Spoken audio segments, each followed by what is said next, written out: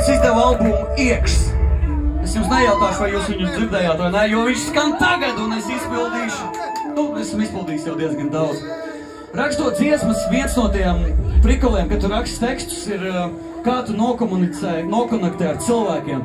Bieži vien tas prikols, kad tu uzraksti un tev liekas, es pateicu tādu lietu, un tad tu tā kā izdod to dziesmu, tev liekas, ka cilvēki nenokonektē ar cilvēkiem. Man liekas, reizēm es kaut ko baigi sarežģīju, kad es rakstu tekstus. Varbūt man jāraksta vienkāršāk. Bet, ja šai dziesmai jūs uzsverat mesidžu, jūs varat to parādīt, vienkārši močījot līdzi piedziesmai.